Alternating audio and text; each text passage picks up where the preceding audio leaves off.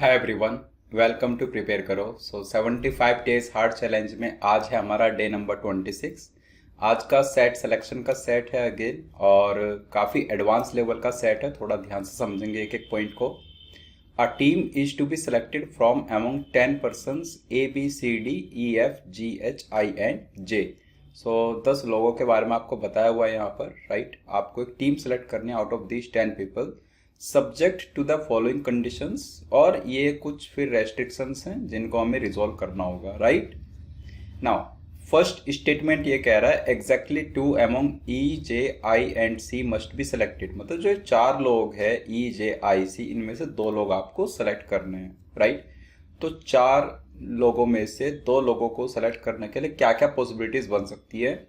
E के साथ में J आ सकता है, is one of the possibility. E के साथ में I आ सकता है, इज सेकंड पॉसिबिलिटी। E के साथ में C आ सकता है, is the third possibility. Okay, अब E की बात होगी। अब बात करते हैं J की। J के साथ में I आ जाए या फिर J के साथ में C आ जाए। ओके, अब बात करते हैं I की, तो I के साथ में C आ जाए। कैन वी से यही 6 पॉसिबिलिटीज हैं, right. So first statement is done. Now second statement की बात करें तो ये कह रहा है if F is selected then J can not be selected. देखो, इस स्टेटमेंट को इंटरप्रेट करना बहुत आसान है। अगर आपने F सेलेक्ट किया तो आप J को सेलेक्ट नहीं कर सकते, मतलब आप F को अकेले सेलेक्ट करोगे फिर। Okay, this is one case. If F is selected then J can not be selected, मतलब जब आपने F सेलेक्ट किया उस पर एक कंडीशन है कि आप J को सिलेक्ट नहीं कर पा रहे हो। लेकिन अगर आपने F को सिलेक्ट नहीं किया तो उसके बारे में तो कोई बात ही नहीं हुई स्टेटमेंट में, राइट। सो अगर आपने F को सिलेक्ट नहीं किया तो J के पास कोई भी चॉइस हो सकती है। हो सकता है J सेलेक्ट हो जाए टीम में, या फिर हो सकता है J भी टीम में सेलेक्ट ना हो, मतलब नन वाला केस बन जाएगा। So only F, only J, या फिर none of them, right. And this is interpretation of statement 2। अब चलते स्टेटमेंट 3 पर। Exactly 1 among A and C must be selected. So ये आप बोलोगे कि A आएगा या फिर C आएगा, और ये मैंडेटरी है। Okay, exactly 1 among A and C must be selected. So this is statement 3 done. Statement 4, unless A is selected E can not be selected. Unless का मतलब होता है इफ नॉट। जब तक A सिलेक्ट नहीं हो जाता तब तक आप E को सिलेक्ट नहीं कर सकते। मतलब क्या हुआ इसका कि E के सिलेक्शन के लिए A का सिलेक्शन होना मैंडेटरी है। तो अगर आप बात करते हो कि E टीम में है तो E टीम में तभी होगा जब A टीम में है, मतलब A एंड E दोनों एक साथ आ जाए, राइट। और क्या पॉसिबिलिटी है, राइट। अगर आपको E को सेलेक्ट नहीं करना है तो आपके पास चॉइस है A को लेकर।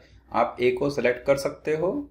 A तो अकेले आ सकता है लेकिन E अकेले नहीं आ सकता, या फिर दोनों ही ना आए, A और E।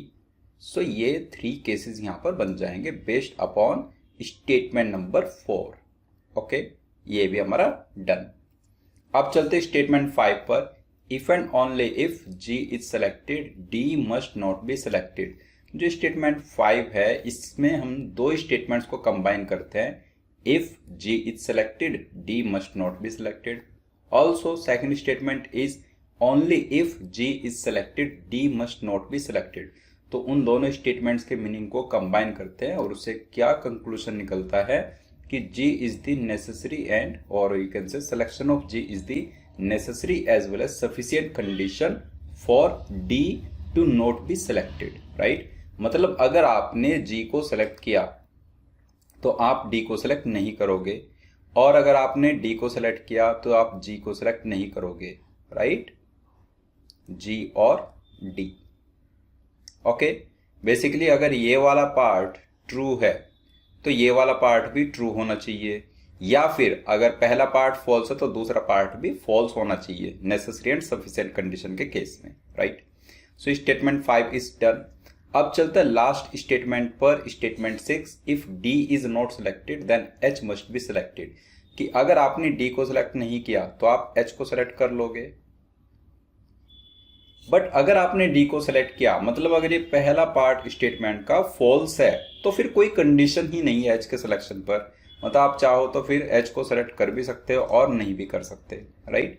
सो इसका मतलब ये हुआ अगर पहला पार्ट फॉल्स है तो डी तो सिलेक्ट हो चुका है, तो आप चाहो तो एच को सेलेक्ट कर भी सकते हो या फिर आप चाहो तो एच को सेलेक्ट नहीं भी कर सकते, तो ये केसेस वहां पर बन जाएंगे। ओके, सो ऑल 6 स्टेटमेंट्स के बेसिस पर क्या क्या केसेस बन सकता है, क्या क्या पॉसिबिलिटीज है regarding the selection of this 10 people, वो हमने यहाँ पर मेंशन कर दिया, राइट। अब आप यहाँ पर देखेंगे ध्यान से तो हर एक पर्सन के बारे में बात हो गई है एक्सेप्ट पर्सन बी, राइट। तो बी के बारे में कोई भी बात नहीं हुई, किसी भी स्टेटमेंट में बी का कोई इन्वॉल्वमेंट नहीं है, राइट, ठीक है। देन ये कह रहा है the size of a team is defined as the number of members in the team, right. मतलब उन्होंने टीम में कितने लोग सेलेक्ट करने वो नहीं बताया हुआ, बट ये कह दिया है कि जितने लोग आपने सेलेक्ट किए वो टीम का साइज बन जाएगा, राइट। अब क्वेश्चन 13 पर आ जाइए जरा। ये कह रहा है what is the largest possible size of the team, मतलब हमें मैक्सिमम नंबर ऑफ पीपल यहां से सेलेक्ट करने हैं आउट ऑफ द 10, राइट। तो एक तो समझ आ रहा है कि 8 से ज्यादा तो नहीं हो सकता, राइट, क्योंकि ई जे आई एंड सी ये जो 4 लोग हैं उनमें से हम 2 को ही सेलेक्ट कर सकते हैं, मतलब बाकी 2 को रिजेक्ट करना पड़ेगा। तो 8 से ज्यादा तो टीम का साइज हो नहीं सकता, बट यहाँ पर एमसीक्यूज तो है नहीं, राइट। ऑप्शन अगर हमारे पास होते तो हम थोड़ा वैसा सोच सकते थे, राइट। ओके, तो अब हम ट्राई करेंगे कि मैक्सिमम लोगों को सेलेक्ट किया जाए, राइट। मैक्सिमम लोगों का आपको सेलेक्ट करना है, तो देखो ई जे ई आई ई सी इन सब की कंडीशन के हिसाब से क्या होना चाहिए। सो जैसे आप देख रहे हो कि ए एंड सी में से कोई एक ही सेलेक्ट होगा, या तो आप ए को सेलेक्ट कर लो या फिर आप सी को सेलेक्ट कर लो, राइट। अच्छा, यहाँ पर ए और सी है, और अगर यहाँ पर आप देखो यहाँ पर भी ए के लिए बात हुई है, ओके, कि ई तभी आएगा टीम में जब ए टीम में आया हुआ है, तो ई का आना ए का मैंडेटरी है, ए का टीम में होना तभी ई आ सकता है। और एक तरफ आप कह रहे हो कि अगर ए आया तो सी नहीं आएगा, राइट। अगर आप इन दोनों स्टेटमेंट्स को कंबाइन करें तो इससे तो ये समझ आ रहा है कि ए टीम में आया तो ई टीम में आएगा लेकिन सी टीम में नहीं आएगा, राइट। सो कैन वी से ये जो ई सी वाला केस हमने यहाँ पर बनाया वो तो फिजिबल है ही नहीं, ई एंड सी दोनों एक साथ आ ही नहीं सकते, राइट, क्योंकि ई के लिए ए होना चाहिए और अगर ए आ गया तो सी फिर नहीं हो सकता। बात समझ आई? तो ई एंड सी दोनों एक साथ तो आ ही नहीं सकते, मतलब ई जे आई जे सी और आई सी, यही 5 केसेस वहां पर बचेंगे, राइट। 6th केस नहीं पॉसिबल, ओके। और क्या कह सकते हैं, अब जैसे यहां पर है जी डी और एच डी एच, तो यहां पर कितने लोग हैं, बेसिकली जी डी और एच 3 लोग हैं। अगर इन 3 लोगों के टोटल केसेस हम बनाने की बात करते हैं, बाकी कहीं इनका इन्वॉल्वमेंट नहीं है, बेसिकली यही तो कंडीशंस हैं, तो इन 2 कंडीशंस के बेसिस पर ये 3 लोगों में क्या क्या पॉसिबिलिटीज बन सकती है। जैसे यहां से जी सिलेक्ट हो जाए, अगर जी सिलेक्ट हुआ तो सेकंड वाली कंडीशन से एच आ सकता है, बिल्कुल पॉसिबल है, राइट। और क्या हो सकता है, फर्स्ट से जी आए, सेकंड से डी नहीं ला सकते क्योंकि जी और डी एक साथ नहीं आते, राइट। सो फर्स्ट से जी आ जाए, सेकंड से फिर और कोई पॉसिबिलिटी नहीं है, राइट। देन और क्या कह सकते हैं आप, फर्स्ट से अगर डी आ जाता है, राइट, तो सेकंड कंडीशन से आप क्या लेकर के आओगे, सेकंड से आप एच ला सकते हो डी के साथ एच, या फिर फर्स्ट से आप डी लाए और सेकंड से भी आप डी लेकर के आ गए। तो कैन वी से ये 3 पॉसिबिलिटीज बन सकती है, मतलब इन 3 लोगों में से मैक्सिमम हम 2 लोगों को सेलेक्ट कर पाएंगे अंडर एनी कंडीशन, राइट। सो पहले 4 लोग थे ई जे आई सी, उन 4 में से हम मैक्सिमम 2 को सेलेक्ट कर रहे हैं, एग्जैक्टली 2 को बेसिकली। फिर जी एच डी एच और डी, इनमें से हम 1 को रिजेक्ट कर रहे हैं, 2 को सेलेक्ट कर सकते हैं एट मैक्स, राइट। सो 2 यहां से आए, मतलब 1 यहां से रिजेक्ट हुआ और 2 स्टार्टिंग के 4 में से रिजेक्ट हुए, तो टोटल हमारे पास 3 रिजेक्शन तो यहाँ पर साफ साफ दिख रहे हैं, राइट। अब हम कोशिश करेंगे कि बाकी कहीं से रिजेक्ट ना हो, तो बाकी कहाँ से लोग रिजेक्ट हो रहे हैं, जैसे ये ए और ई है, तो हम कोशिश करेंगे कि ए एंड ई दोनों सेलेक्ट हो जाए यहाँ से, राइट। अब अगर ये दोनों सेलेक्ट हो रहे हैं, यहां से हम चूज कर रहे हैं कि हमने सी को रिजेक्ट किया, दैट मीन्स, राइट, सी को रिजेक्ट कर दिया, 1 पर्सन रिजेक्ट हो गया सी, दूसरा कोई पर्सन रिजेक्ट कर सकते हैं, B it J B it I, right.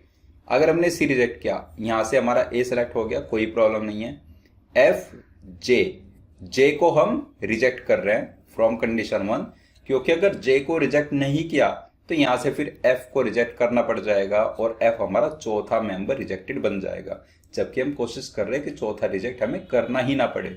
जब हमारे पास चॉइस है जे को रिजेक्ट करने की और एफ को रिजेक्ट करने की, तो हम जे को रिजेक्ट करना पिक करेंगे, क्योंकि जे का इन्वॉल्वमेंट दो जगह पर दिख रहा है, राइट। सो जे को हमने रिजेक्ट किया और सी को हमने रिजेक्ट किया, मतलब हमने सेलेक्ट कर लिया ई एंड आई को, और जैसे ही ई एंड आई आया तो हम ए को लेकर के आ गए टीम में, फिर हम एफ को लेकर के आ गए टीम में, right, E I A F, फिर यहां से जी एच या फिर डी एच को लेकर के आ गए। एक केस में हम लेकर आ गए जी एच को और एक केस में हम लेकर के आ गए डी एच को, ई आई ए एफ डी एच। छह लोग तो ये हो गए, और एक सातवां पर्सन बी, जिस पर कोई कंडीशन ही नहीं थी, तो बी यहां पर आ गया और बी यहां पर आ गया, राइट। 7 से ऊपर टीम का साइज नहीं हो सकता, क्योंकि ई जे आई सी में से 2 को रिजेक्ट करना पड़ेगा और जी डी एच में से कम एक को रिजेक्ट करना ही पड़ेगा, राइट। बात समझ आइए, ओके। सो क्वेश्चन नंबर 13 का आंसर तो हमने कर दिया 7। Largest possible size of the team is 7, right. अब ये कह रहा है question 14, in how many ways can a team of size 6 be selected if it includes E. अगर किसी टीम में ई इंक्लूड करते हो आप किसी टीम के अंदर, तो साइज 6 की कितनी पॉसिबल टीम्स आप वहां से जनरेट कर सकते हैं, राइट। आपने ई को सिलेक्ट कर लिया, ई का सिलेक्शन मैंडेटरी हो चुका है। सो यहां पर मैं लिख रहा हूं सिलेक्टेड और यहां पर मैं लिख रहा हूं रिजेक्टेड। अगर आपने ई को सिलेक्ट किया तो ई के आने के लिए ए हमारा मैंडेटरी है, ई के साथ ए आना ही चाहिए, ओके। तो रिजेक्ट कौन हो गया, सी, सी इज रिजेक्टेड। अगर ए आ गया तो सी फिर नहीं आएगा, ए आपने सेलेक्ट किया, ए सेलेक्ट हुआ और सी आपने रिजेक्ट किया। अब जो पहले 4 लोग थे ई जे आई सी, उनमें से 2 सेलेक्ट होने थे, सी तो आपने रिजेक्ट कर दिया, ई सिलेक्टेड है, तो जे और आई बचा। एक केस में जे हो सकता है, एक केस में आई हो सकता है, तो बना लो 2 केसेस इसके। एक में आपने जे को सिलेक्ट किया और एक में आपने आई को सिलेक्ट किया, ओके। ई ए जे एक टीम बनेगी एक तरफ और ई ए आई दूसरी तरफ, फिर एक ये दूसरी टीम बनेगी, राइट। जहां पर आपने जे को सिलेक्ट किया वहां पर आप एफ को सिलेक्ट नहीं कर सकते, राइट, ओके। सो जे को सिलेक्ट किया मतलब आपने एफ को क्रॉस कर दिया, राइट। ऑल्सो आपने आई को क्रॉस कर दिया, क्योंकि आई वाला केस है ही नहीं ये। सो ई सिलेक्टेड, ए सिलेक्टेड, सी रिजेक्टेड, जे सिलेक्टेड, एफ क्रॉस, आई क्रॉस, मतलब हम टोटल 6 लोगों की बात तो कर चुके हैं यहाँ पर। अब बाकी बचे 4 लोग। 4 कौन कौन से हैं, G D H B, right, ये 4 लोग हैं। उन 4 में से हमें 3 सेलेक्ट करने हैं। कैनवी से हम 3 ही सेलेक्ट कर सकते हैं, जी एच डी एच, राइट, और बी उनके साथ में आ जाएगा। सो एक केस में आपने बोला यहां से जी एच बी और एक केस में आपने यहां से बोला डी एच बी, राइट। तो कौन कौन सी टीम्स बन गई यहां से, E A J then G H B is 1 team, then E A J और D H B is the second team. ये 2 टीम्स बन गई किससे, ई ए जे से। जब आप लेकर गए ई ए आई की तरफ, तो आई आपका सेलेक्ट हुआ, मतलब यहां से आपने बोला कि यहां से जे हमारा रिजेक्टेड है, ओके, जे रिजेक्टेड है और सी रिजेक्टेड है। तो ई ए आई जे क्रॉस एंड सी, मतलब यहां पर हम अभी 5 लोगों की बात कर पाए। अच्छा, जे रिजेक्टेड है तो आपके पास चॉइस है, आप एफ को ला भी सकते हो और आप एफ को अवॉइड भी कर सकते हो। अब ये आपके एंड पर है, राइट। नाउ बाकी 5 लोग कौन कौन बचे, F B G D H. उन 5 में से हमें सिर्फ 3 सेलेक्ट करना है। सपोज आपने एक केस में एफ को सेलेक्ट किया, तो एफ को सेलेक्ट करने वाले केस में क्या क्या पॉसिबिलिटीज बन सकती है। अगर आपने एफ को सेलेक्ट किया तो एफ के साथ में आप डी एच को सेलेक्ट कर सकते हो, या फिर एफ के साथ में आप जी एच को सेलेक्ट कर सकते हो, right, F D H F G H, या फिर आप एफ के साथ में सिर्फ डी को सेलेक्ट कर लो और एक पर्सन बी को सेलेक्ट कर लो, ये भी आपके पास पॉसिबिलिटी है, राइट। और क्या पॉसिबिलिटी हो सकती है, और दूसरी पॉसिबिलिटी हो सकती है कि आप एफ को सेलेक्ट ही ना करें। एफ को सेलेक्ट ही नहीं करें तो उससे जी एच बी आ सकता है, राइट, या फिर D H B, okay. GHB और DHB. So EAIFDH, EAIFGH, then EAIFDB, EAIGHB and EAIDHB. So 5 teams हमारी यहाँ से बन रही हैं और 2 टीम्स हमारी EAJ वाले केस से बनी. So can we say total 7 teams will be there? Total 7 teams will be formed. Okay. Now question number 15 पर चलते हैं. ये कह रहा है what could be the size of a team that includes both F and H. कि अगर आपने F and H दोनों को select कर लिया, right? So again selected versus rejected की हम बात करेंगे, right? Selected और rejected एक साइड में हम लिखते रहेंगे. So F and H select हो गए. अब देख लो अगर F and H select हुए, F के सिलेक्शन से J आपने रिजेक्ट कर दिया. H अगर सेलेक्ट हुआ, सो H के सिलेक्शन के लिए G या फिर D का होना मैंडेटरी है, लेकिन एक उनमें से रिजेक्ट हो जाएगा. सो आपने बोल दिया कि F और H अगर सेलेक्ट हुए तो एक केस में आपने G सेलेक्ट कर दिया, मतलब यहाँ पर D रिजेक्ट हो गया, और दूसरे केस में आपने H सेलेक्ट कर लिया और अदर D सेलेक्ट कर लिया तो आपने बोल दिया G रिजेक्ट हो गया. Okay, G rejected, D selected और G सेलेक्टेड, D रिजेक्टेड. सो FHG और FHD 3 लोग यहां से हमारे सेलेक्ट हो चुके हैं, राइट. और अगर हम देखें तो हमने JFHD G 5 लोगों की बात की है. अब बाकी के 5 लोग बचे, वो बाकी 5 लोग कौन कौन से हैं? E, I, C, J और J तो रिजेक्ट हो चुका है. सो EIC, A and B. EIC, A and B ये 5 लोग बचे. EIC, A एंड B यही 5 लोग हैं. अब इन 5 लोगों में से आपको सिलेक्ट करना है फर्दर. तो आपको बताने कि कौन कौन से टीम साइज पॉसिबल हो सकते हैं, राइट. तो यहाँ पर ऐसा कुछ नहीं है कि हमें मिनिमम इतने सेलेक्ट करने ही पड़ेंगे, हमारी चॉइस है, राइट. अब यहाँ से देखो EIC, AB में से कितने लोग सेलेक्ट करना मैंडेटरी है. जे आप रिजेक्ट कर चुके हो तो EIC में से 2 लोग तो यहाँ से सेलेक्ट होंगे ही होंगे, राइट. 2 लोग आपको सेलेक्ट करने हैं. और B के लिए आपकी चॉइस है कि आप B को सेलेक्ट करना चाहते हो या नहीं सेलेक्ट करना चाहते. एक डिपेंड करेगा C के सिलेक्शन या रिजेक्शन पर. अगर आप C को रिजेक्ट करते हो तो आप A को सेलेक्ट करोगे, और अगर आप C को सेलेक्ट करते हो तो A को रिजेक्ट करोगे. तो क्या क्या पॉसिबिलिटीज आपको नजर आ रही है यहाँ से. एक केस में आपने सपोज EI को ही सेलेक्ट किया बस, तो आपको C और A में से A को सेलेक्ट करना पड़ेगा. तो दैट मीन्स EIA ये पॉसिबिलिटी बनेगी, राइट. EI और A. C को आपने रिजेक्ट किया तो A को सेलेक्ट करना पड़ेगा. B के लिए आपके पास चॉइस है कि आप B को चाहो तो सेलेक्ट कर सकते हो, चाहो तो रिजेक्ट कर सकते हो. तो एक केस में आप बोलोगे सिर्फ EIA आया, और एक केस में आपने बोल दिया कि EIA एंड B ये आ गए. Okay, 2 cases. और क्या पॉसिबिलिटीज है? E एंड C तो आप सेलेक्ट नहीं कर सकते, ऑलरेडी रिजेक्ट कर चुके हो ये. सो आप यहाँ से I और C सेलेक्ट कर सकते हो, राइट. अगर I और C आया तो A नहीं आएगा. I और C के साथ आप B को भी ले सकते हो अगले केस में. सो ICB. अब आप देख लो टोटल कितनी टीम्स बन रही हैं, कितने साइज की टीम्स बन रही हैं.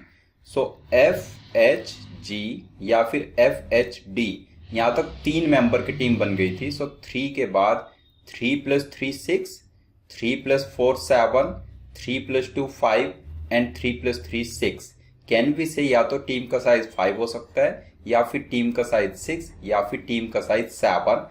तो जो ऑप्शन है what could be the size of a team that includes both F and H, 8, 3, 4 and 5 बोल रहा है. तो only possibility here is option D. 5 हो सकता है यहाँ पर, राइट. जो अवेलेबल ऑप्शन है उनके बेसिस पर.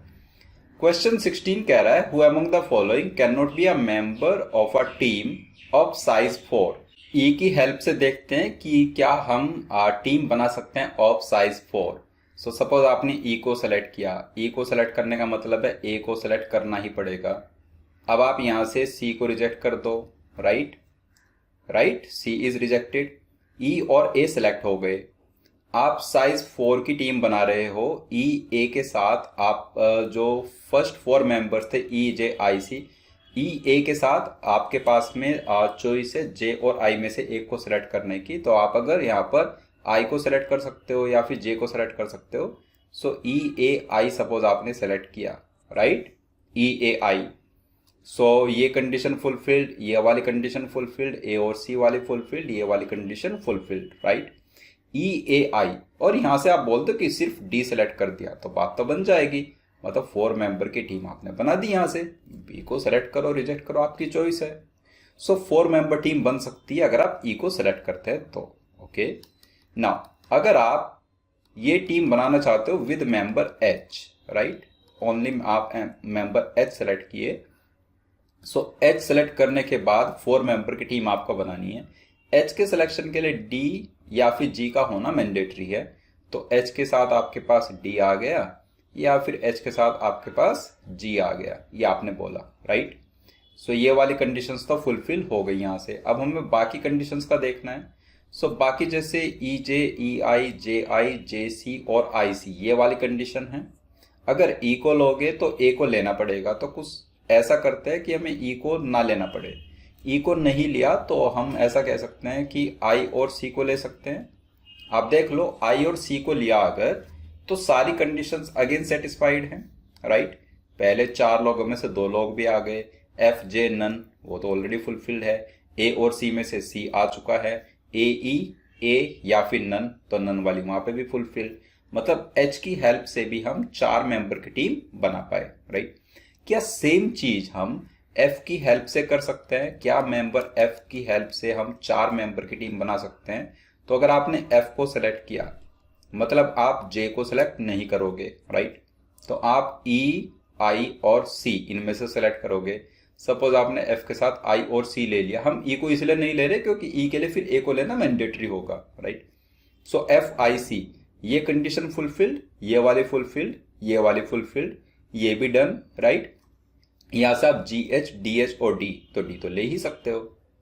अगेन आप कह सकते हो कि एफ की हेल्प से भी 4 मेंबर टीम हमारी बन जाएगी। तो मतलब जो यहां पर बेस्ट सुटेबल आंसर चॉइस है वो क्या है? None of these, right. क्योंकि ये जो ई, एच और एफ है, ये तीनों लोग 4 मेंबर टीम का पार्ट बन सकते हैं, right. So best choice is none of these. Okay, I hope you understood each and every part of this question. कहीं पर कोई भी आपको डिफिकल्टी हुई तो उसको कमेंट बॉक्स में जरूर टाइप करना। नेक्स्ट डे हम लोग डिस्कस करेंगे वेन डायग्राम का सेट है ये। सो लाइन मेथड मैं आपको हिंट दे रहा हूँ, लाइन मेथड मैं ऑलरेडी डिस्कस कर चुका हूं, तो उसी से आप इंस्पायर होकर इस सेट को अटेम्प्ट करिएगा। सो मिलते हैं डे नंबर 27 पर, तब तक के लिए बाय बाय।